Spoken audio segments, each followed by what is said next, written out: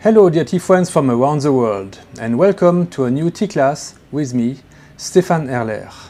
I founded the Tea Masters blog in the year 2004, that's 17 years ago, and I'm also the manager of the tea-masters.com boutique, an online tea shop where I select the most amazing teas and teaware I can find in Taiwan. So you are welcome to place your orders to drink the very same teas that I presented, that I'm tasting daily on my blog and here today in this class. Now, if you follow this tea class live on Facebook, you will be able to ask your questions at the end of the video. So stick around for the whole duration. And if you follow me not live on YouTube, then don't forget to give me a like. This will help this video spread around in the online Western tea community, so that you help me and the Western tea community acquire more knowledge, more skills about how to make the tea as good as it can be, and I think this will benefit everybody. Thank you very much. Now, this class today is the third part of a class about the sense of smell. It will conclude this subject. In the first part, we saw how to smell the dry leaves. For a quick reminder, a short smell and a second long smell. The first short smell is about the receptors in front of your nose, and the second in the back of your nose. And with this nose, we are able to smell over 1 trillion different kinds of smells. So this is really the amazing thing about the nose. And if you want to know more, go to the first part. In the second part of our class, we focused on smelling the tea brew.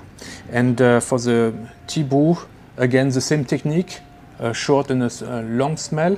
And for the professionals, using a teaspoon, so you can go on and check there.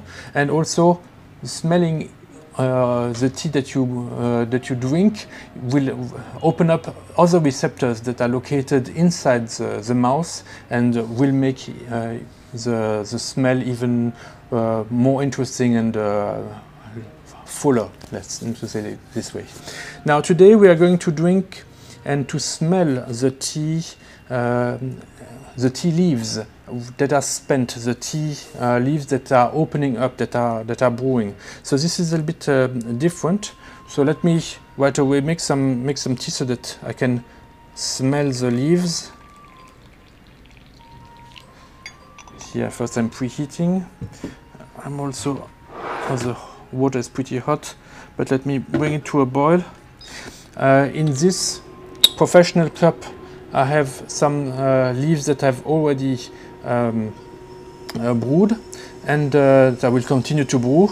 So this will also give us some indication. Now, with the professional set, how to smell the tea leaves professionally. Actually, even if it's a bit warm later on, you will still take you can take it like this. And with the professional set, what you will do is you will shake the leaves inside your cup, and then you can smell them. The shaking will intensify the aromas of the leaves. The leaves release more aromas after they are shaken, and therefore this will help to get more intense notes and smell them easier. Again, you can use the same technique. First a short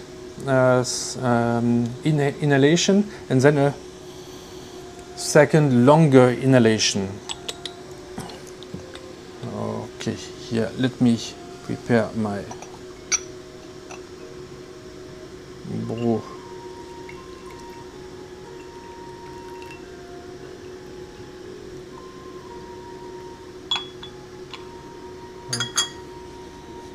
I'm brewing the 2021 Summer Oriental Beauty from Sinju. It's the one I've posted on my blog just yesterday.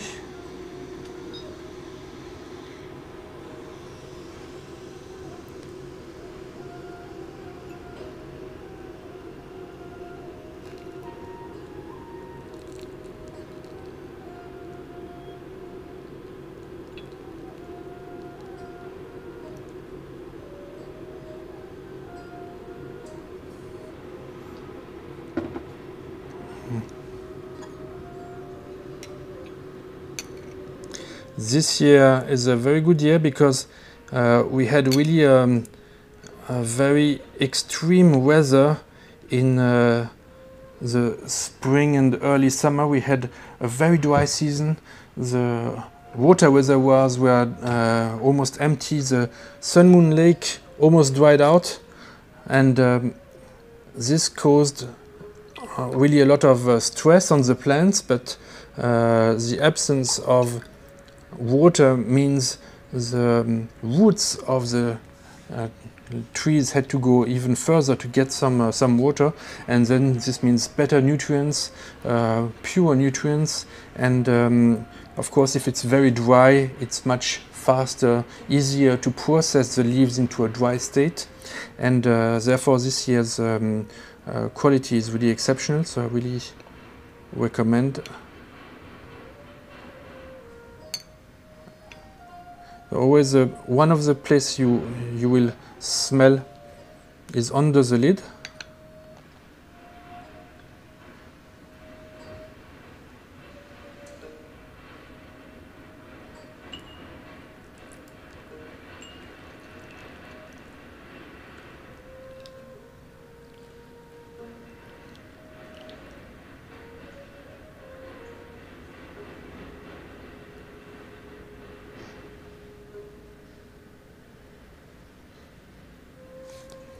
And now we can smell the leaves that are open up.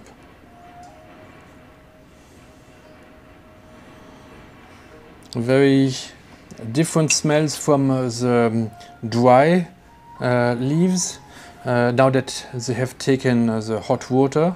It's also a different smell than the brew itself. So this is also interesting. Now, what are we smelling with the spent leaves? In the casual setup, we are not shaking the leaves, since we want to maintain the harmony of how the leaves have opened up. There's going to be a difference between hot and cold smell. Let's not always wait for the tea leaves to become cold. Just brew in a very natural way, so that you brew whenever you want to brew. You don't have to wait necessarily that it becomes cold. Actually, maintaining the leaves warm will enable you to get more out of the leaves. So it's really not necessary, but it's interesting to notice the difference. Actually, the more we find, the nicer, harmonious smell will be on the lid and will be in the cup, luckily. And when you smell the leaves, you don't get such nice smells. When you smell the leaves directly, actually you get more layers of smells. Now let me explain what I mean by that. It's going to be a bit like a time machine, and how the leaves have been processed will give an impact on what you smell in the spent leaves. Remember how the tea is processed. The very last process you get is the aging process, the time between the tea was made until you brew it.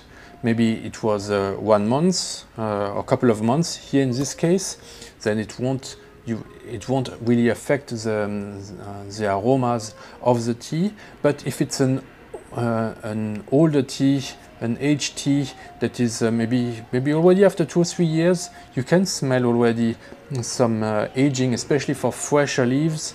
You will already smell if the tea is very fresh or if it has lost some freshness.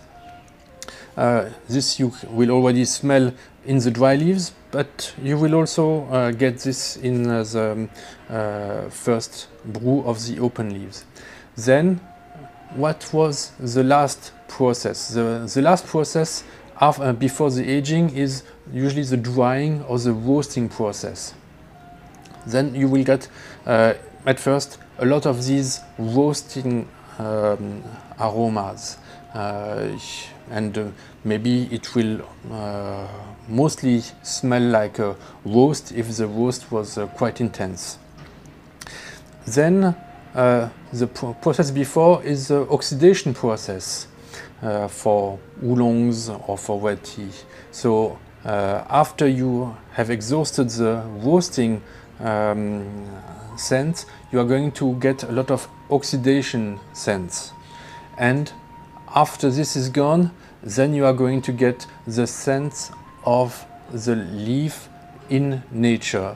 So here you are going to smell maybe the earth, the terroir, when you smell the later brews after the aging, after the roasting and the oxidation aromas are gone, then you are going to smell the leaf in its terroir. So it's a bit a travel back in time, and at the very end, what tells us also what are the leaves telling us? Oh, I did not even do this one. Well, when we smell them at the end, what we really want to know is, are there still aromas in the leaves, or is it time to stop? So actually, you know you are ready to stop brewing your leaf when they don't smell, when there's barely any smell left, and this tells you, okay, I've exhausted my leaves, and now I can stop brewing them, because all I get is the smell of spent leaves instead of spent tea leaves. All the tea smells are gone. What I get is just spent leaves. Okay, so this is what the information we get from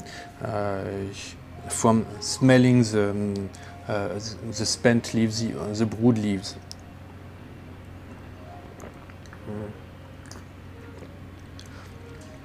First, so travel back in time, and then also an indication about is it time to stop or not. There's also one more